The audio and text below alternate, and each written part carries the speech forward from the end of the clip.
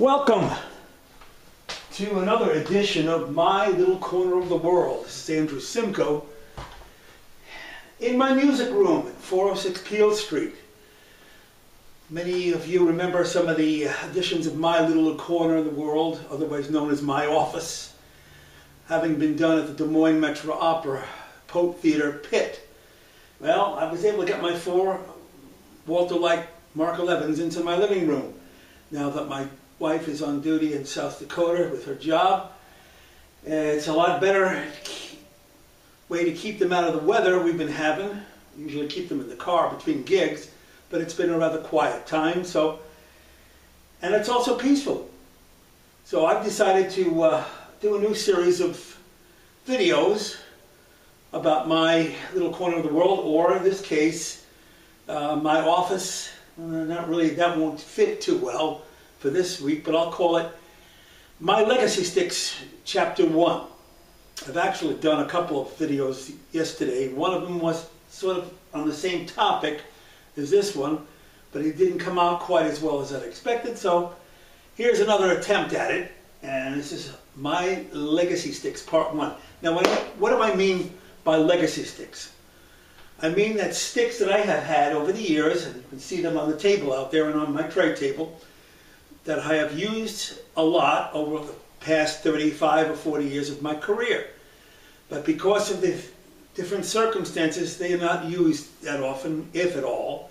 In some cases, hardly ever now, because my circumstances have changed. When I was in the Oslo Philharmonic, the orchestra was 107 players. We had a very big concert hall and a large amount of late Romantic, early 20th century repertoire, which called for a large orchestra, and those sticks were appropriate.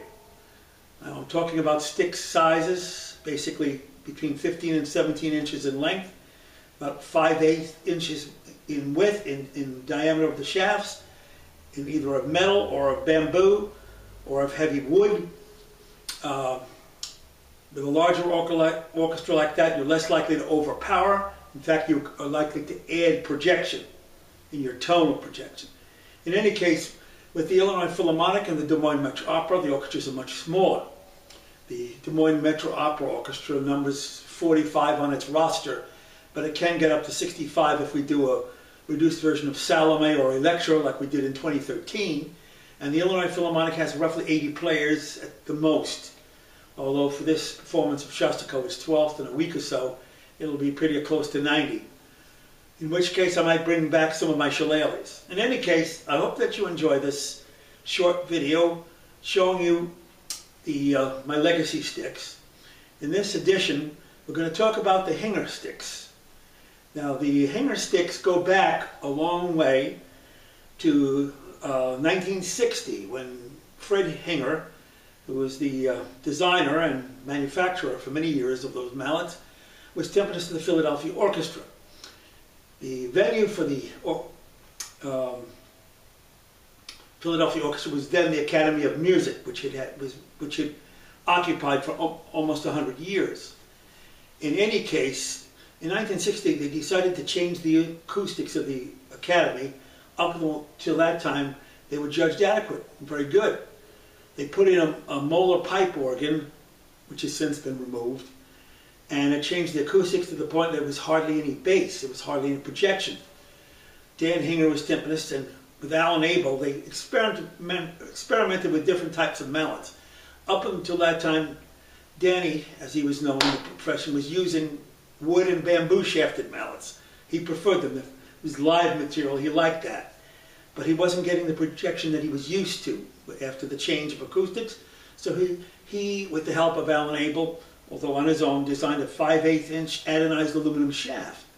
And they both listened to each other play and decided that was the way to go. And for many years, Mr. Hinger made for himself, and then eventually manufactured for the students and for the general percussion world, the Hinger Touch-Tone timpani mallet. Now, this particular mallet was originally green coated. These sticks are about almost 40 years old. They've been recovered several times and been turned into a medium general rather than the green. They have excellent tonal projection. They have great weight. They're great in a big hall and with an orchestra of at least 85 players.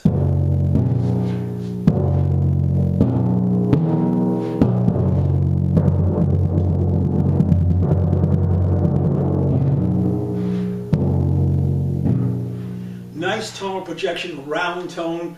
The green are just a little bit harder, but these would do excellently in the Oslo Philharmonic if we were doing Tchaikovsky's Fourth Symphony, first movement.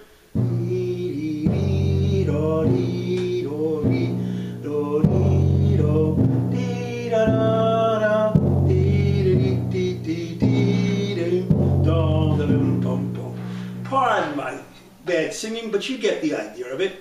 That nice pointed. And of course, when you get into the faster sections, then of course you've got to wait. I don't want to ruin my equipment here and be accused of making a horrible noise, but you get the idea of the good sound. Anyway, he made these in yellow for soft, red for medium, general, and green general. And then he had a medium hard, which was which was blue. Then he had, of course, his egg-shaped wood mallets. And then he tried with many, later on came out with a wood-shafted mallet, which I felt was good, but not as quite as effective for what I needed in Oslo. Here's the yellows. These haven't been even recovered at all. They're kind of hard, so they don't really have that soft, mushy sound that we like for certain things, but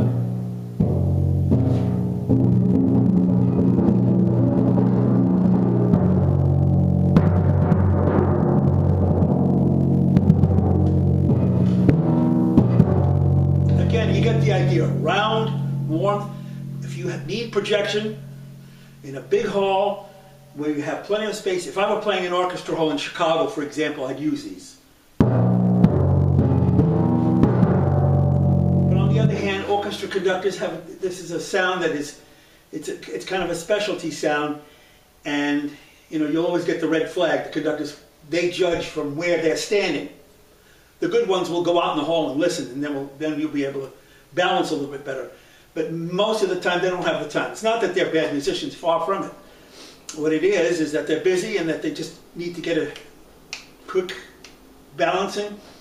But in generally, you got to watch it with these melodies, the size of the orchestra, the type of repertoire that you're playing. For Richard Strauss's Sinfonia Domestica, nice big fat in the night section, after they go to bed. This is the Sinfonia Domestica is a story of Strauss's family life.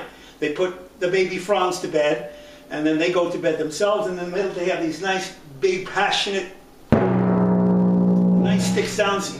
These sticks have the weight. Also, Alpen Symphony, Richard Strauss, Tchaikovsky, Mahler for some things, Bruckner, excellent. Now here's a special pair of Hinger Reds. These were given to me by Dan Hinger in 1989. He told me that these sticks are at least 60 years old. He says he made these, they've been recovered several times, of course. He's made these for a recording of Tchaikovsky's Romeo and Juliet they were doing in Philadelphia. And he's heard to great effect on that recording, using calf heads, of course. And some of the sounds he gets on that are fantastic.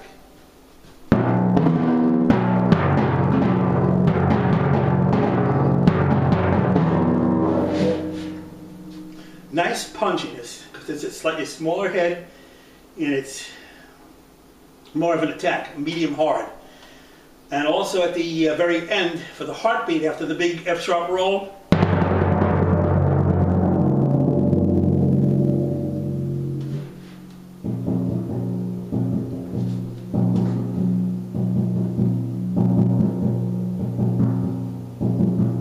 now pardon the intonation there, I got to get that up a little bit.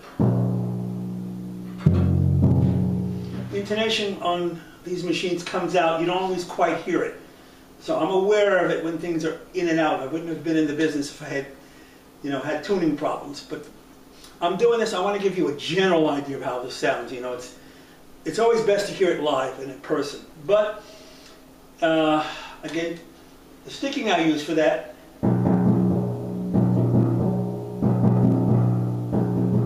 right right, left, right, left, right, left, right, was suggested by Danny himself, although he also tried to do it. I personally like that. I like that single. Depending on the tempo that the conductor takes. Now, if I was going to go faster, I kind of would do a cloyd here.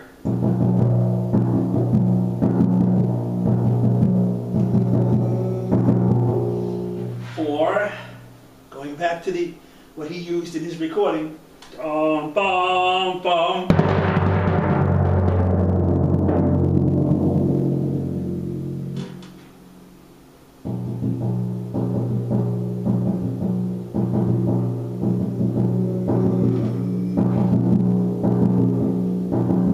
Depending on the tempo. I took that deliberately a little faster, but you got the idea. These are great sticks for that. So these still have their uses, and I do use them from time to time, but they are still considered a legacy. So anyway, thanks for dropping by. I hope you've got a little insight into the Hinger mallets that I've been using over the years. I used to have a bigger set, but when you have a career of about 35 to 40 years, some things get either sold, left behind, or just plain break down. Anyway, thanks for dropping by. I look forward to doing the next edition of My Legacy Sticks and My Little Corner of the World. Signing off, Andrew Simcoe.